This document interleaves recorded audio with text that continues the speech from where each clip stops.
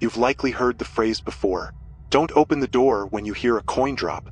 It sounds like a harmless superstition. Something your grandmother might have whispered with a knowing look and a trembling hand. Maybe you laughed it off like most people do. A strange little saying with no real meaning. But here's the thing. People say that because it's the only warning you'll get.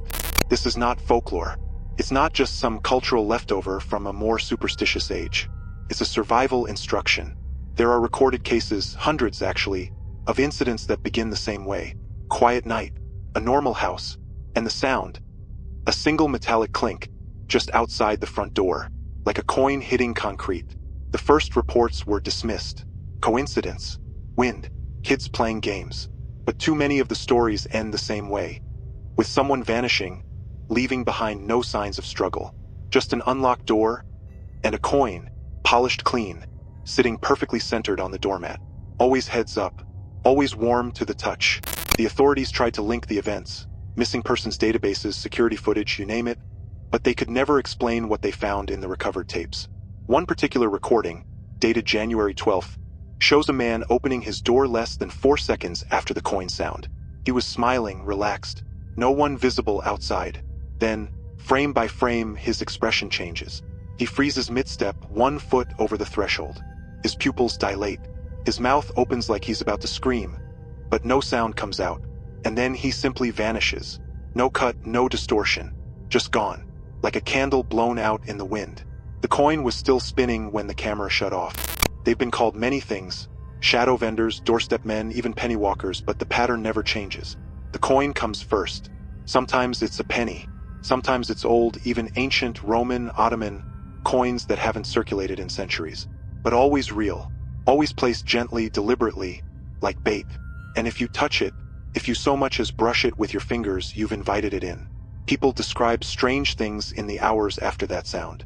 Whispers under the door, breathing on the peephole, and footsteps that never lead away, only closer. Sometimes they hear a second coin fall, then a third. No knocks, no voice, just the sound of something waiting on the other side. Something that doesn't need to knock, because it knows curiosity always wins. In one case, a woman reported hearing the sound just after midnight. She looked through the door's keyhole and saw, not a person, but an eye, too wide, too human, as if someone had hollowed out a face and only the eye remained, staring, unblinking, bloodless. She didn't open the door. She called the police. They found her the next morning, curled under her kitchen table, fingernails torn, her mouth full of coins, every one of them bitten in half. We've tried to track where they come from. We've mapped the reports, but the locations seem random. Suburbs, high-rises, cabins in the woods. They don't follow highways or train lines. They appear where people are most alone. That's the only constant. Where a knock might go unheard.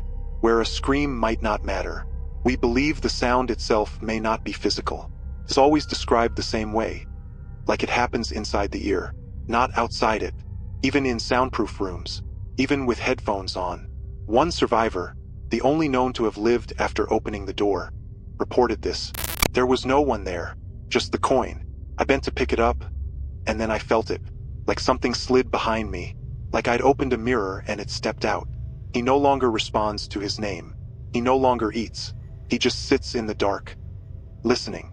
We urge you, if you hear it, especially past midnight, do not open your door. Do not touch the coin. Do not even look through the peephole. Turn on every light. Speak loudly, and wait. If it thinks you're aware, it may move on. But if you've already picked it up, then I'm sorry, truly, because the next sound you'll hear won't be another coin. It'll be your own voice, on the other side of the door, asking you to let it in.